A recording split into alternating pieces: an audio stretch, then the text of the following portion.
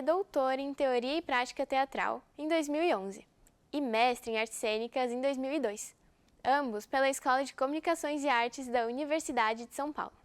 Também pela ECA, é graduado em Publicidade e Propaganda. Foi professor de Publicidade e Propaganda na FECAP, FAAP, ESPM, Unip e Mackenzie, onde atuou de 2004 a 2021. Tem grande experiência nas áreas de comunicação e artes cênicas, e em interpretação e direção teatral, e direção de atores para cinema e TV. O projeto Memória do curso de jornalismo recebe o professor Carlos Raal. Seja muito bem-vindo, professor. Eu que agradeço. Vamos começar essa conversa. Como que você veio parar no Mackenzie para dar aula? Eu sou publicitário de formação, como você apresentou. Numa certa altura, o primeiro lugar onde eu dei aula foi no Senac. Anos depois, uma colega minha do Senac sugeriu que eu poderia dar aula em universidade. Eu não tinha mestrado, doutorado, nada disso, e aí fui dar aula na Unip, a convite dessa minha colega. Depois acabei indo dar aula na FAP, onde eu conheci um professor meu colega lá na FAP, e que também dava aula no Mackenzie. E um dia ele me convidou, falou: "Você não quer dar aula no Mackenzie, curso de publicidade e tal?" Eu falei: por que não? E acabei entrando aqui a convite do professor Milton Lara, né, que já não está mais aqui também no curso, né? Foi assim que eu vim parar no Mackenzie. Eu achei muito interessante, né, que a sua carreira está muito relacionada ao teatro. E como você escolheu publicidade e propaganda ao invés de teatro na sua graduação? Eu vinha já de duas graduações anteriores, antes de fazer publicidade. Eu tinha feito engenharia elétrica na Unicamp e química na USP, ou seja, completamente fora das comunicações. Para arejar um pouco, digamos assim, a minha cabeça, né, que vinha de ciências, de 5 anos de faculdade de ciências exatas, eu resolvi fazer comunicações. Por que eu não fui fazer artes cênicas, né, uma faculdade de artes cênicas? Porque eu já era ator. E àquela altura eu achava, ingenuamente, que não ia aprender nada estudando artes cênicas, fazendo uma faculdade de artes cênicas. Por outro lado, a comunicação, a publicidade me atraía muito. Eu assistia muito a TV, assistia os comerciais, me divertia com aquilo e falei: é isso que eu quero fazer, e fui fazer. Na verdade, eu queria ter uma carreira paralela. Eu seria um químico e um publicitário. Acabei abandonando a química e me formei em propaganda. E assim, você vê algum tipo de conexão entre artes cênicas e área da comunicação? Sim.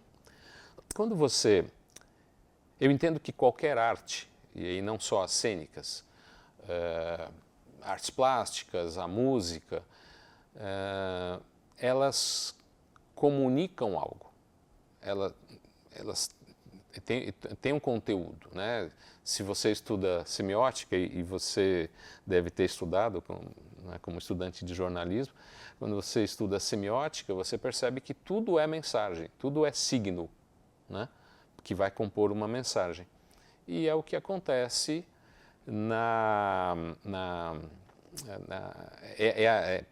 é o que aproxima as artes da comunicação. Tanto que as faculdades, né, a escola onde eu estudei chama Escola de Comunicações e Artes. Muitos professores são os mesmos, né? É isso. E também dentro da comunicação você atuou como jornalista. Você pode contar um pouco pra gente sobre como foi essa etapa da sua trajetória? Sim. Quando eu estava trabalhando numa house agency. House agency é uma agência interna, uma agência de propaganda que pertence a uma empresa. Eu trabalhava numa house agency e um ex-colega de trabalho, meu amigo até hoje, sugeriu, eu saí dessa house agency, né? E ele falou: "Você não quer ir trabalhar comigo lá na Folha de São Paulo?" Eu falei: será? Falei, você escreve bem, você fala várias línguas. Falei, tá bom. Aí eu fui. Era uma época em que não se exigia o diploma de jornalista, né, a formação em jornalismo para trabalhar como jornalista. E aí fui trabalhar na Folha de São Paulo. E era uma época em que o Projeto Folha, isso anos 80, o Projeto Folha estava sendo consolidado. O Projeto Folha é um case muito famoso no jornalismo brasileiro. E é quando ele estava sendo definitivamente implantado dentro da Folha de São Paulo. E foi uma época de muito trabalho, muita loucura. Tem uma expressão em inglês que eu ouvi de um jornalista americano. Trabalhar em jornal diário naquela época era pretty wild, ou seja, era selvagem.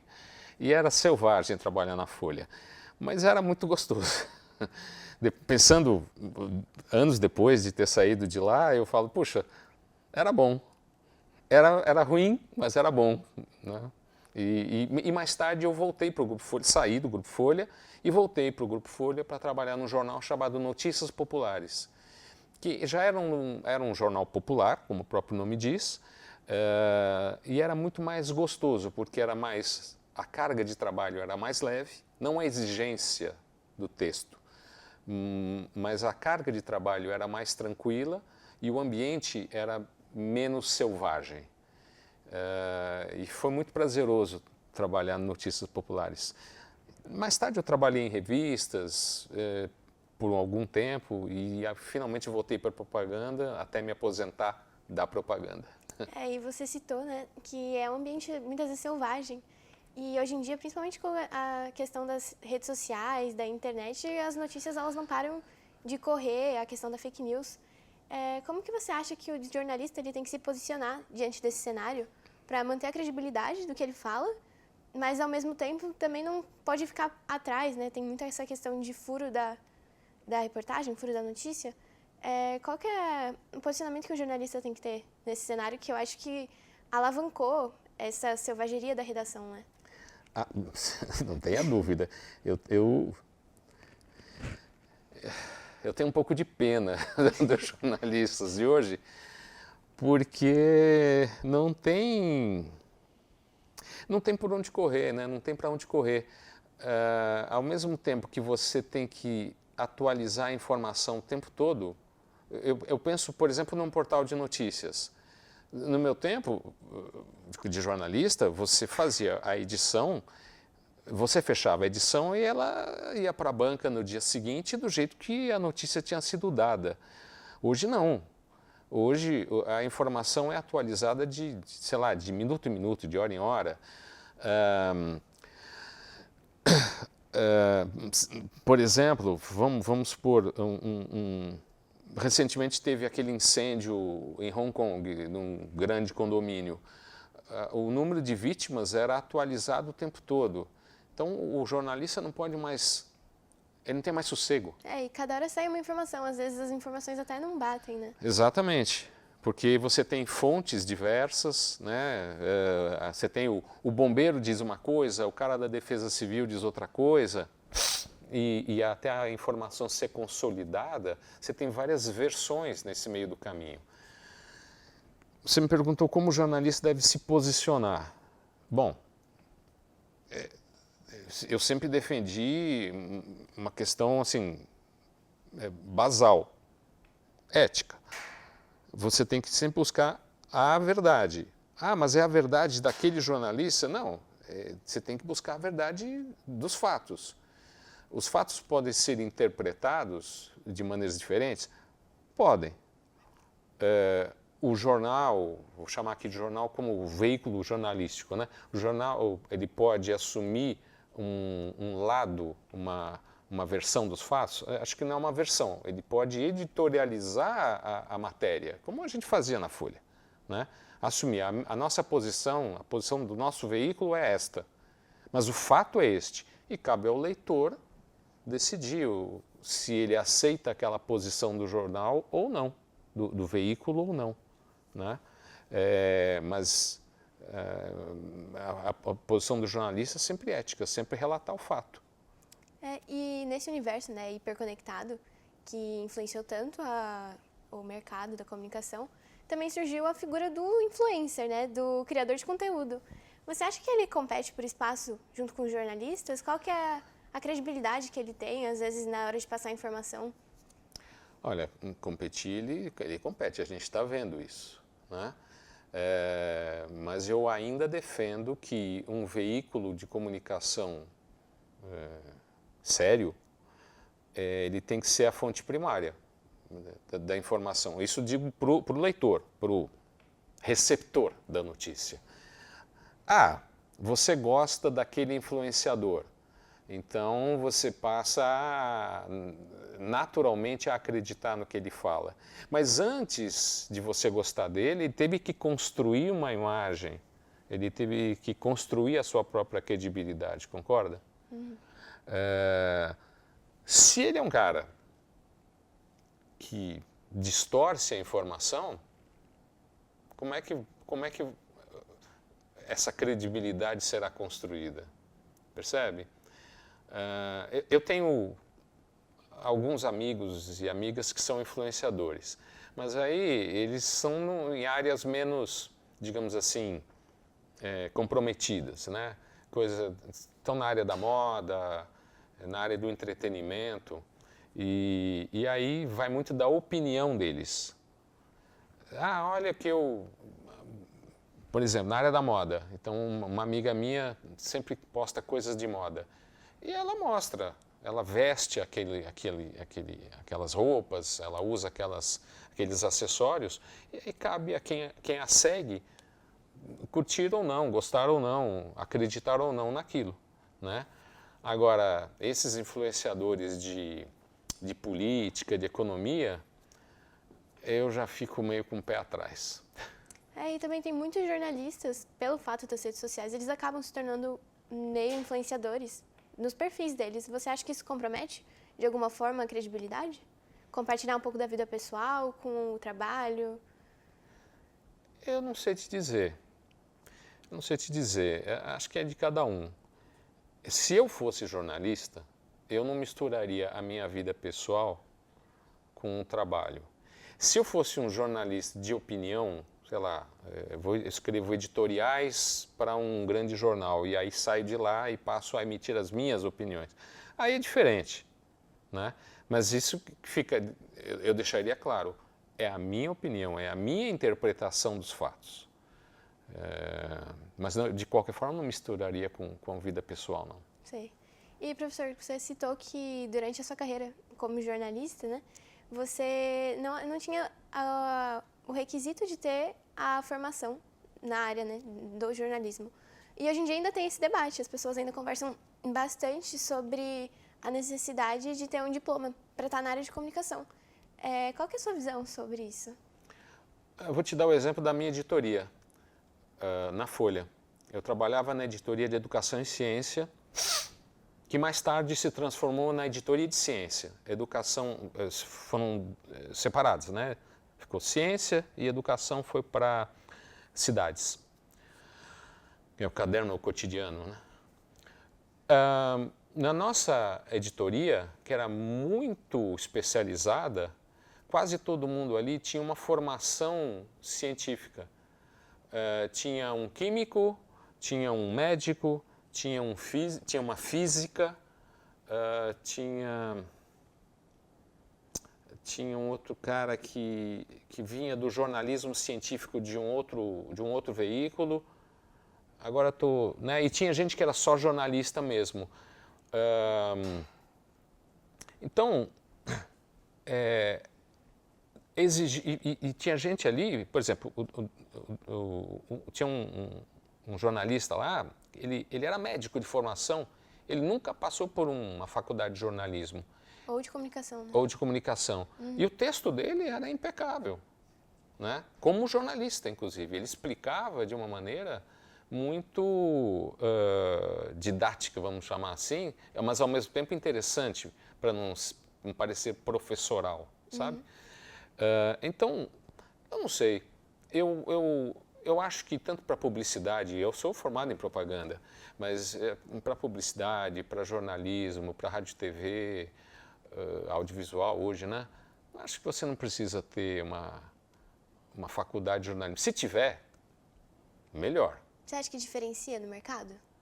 Se tiver o curso, sim, sim, porque, por exemplo, você pode ter um médico, como a gente tinha na nossa redação lá na Folha, que escreve, que tem um grande conhecimento de medicina, e falando ele pode ser muito didático, pode, né, mas na hora de escrever falha, né? Tem problemas na construção do texto, do raciocínio. Aí talvez o curso de comunicação seja bom para isso, pode ser um diferencial, mas obrigatório? Acho que não. Não. Acho que não. E qual que seria o seu conselho que você daria para os futuros jornalistas e comunicadores que estão agora nas faculdades, mas que serão no futuro, né, do mercado? Isso é um conselho que eu ouvi do maior publicitário que nós tivemos aqui no Brasil, Washington Oliveto. Leia tudo, se interesse por tudo, assista tudo, ande de ônibus, ele falava, ande de ônibus, e converse com as pessoas, porque jornalismo é comunicação. Você vai falar para alguém. Se você não conhece esse alguém, como é que você vai chegar nele? Como é que a sua mensagem vai chegar nele? Então é isso, interessar-se por absolutamente tudo. O Washington Oliveto lia até bula de remédio. Ele dizia isso. E eu acho que agora sim, realmente para finalizar, falando na questão de tecnologias, futuro, visão de futuro principalmente, a gente vê um crescimento muito grande de inteligência artificial agora. E muitas vezes compromete infinitamente a questão de notícias falsas, muitos vídeos falsos, inclusive ajuda na produção em massa de notícias falsas. Eu queria saber qual que é a sua visão de como pode alinhar essa tecnologia que pode ser muito positiva a um jornalismo realmente de qualidade e que seja ético e confiável. Tem aquela expressão, né? Essa é a pergunta de $1 milhão. Pois é, essa é a pergunta de $1 milhão. A gente está no começo, né? IA, assim, IA não é exatamente uma coisa nova, né? O Google, quando a gente entrava, fazia uma pesquisa no Google, aquilo é uma forma de inteligência artificial. É que agora ela é generativa, né? E se tornou mais acessível, né? Agora... mais acessível e ela é generativa, ela produz um conteúdo a partir de várias bases de dados. Então, eu sinceramente não sei. Eu acho que, ao mesmo tempo que a IA é desenvolvida, devem ser desenvolvidos sistemas tecnológicos também, tão avançados quanto, mas sistemas de checagem da informação. Tem coisas que são meio óbvias, né? Você assiste um vídeo e fala assim, isso aqui é óbvio que é inteligência artificial. Não pelo absurdo que é mostrado, mas digo tecnicamente. Pela qualidade do trabalho, né? E aí, mas o problema é quando você vê coisas que são muito realistas e você fala, será?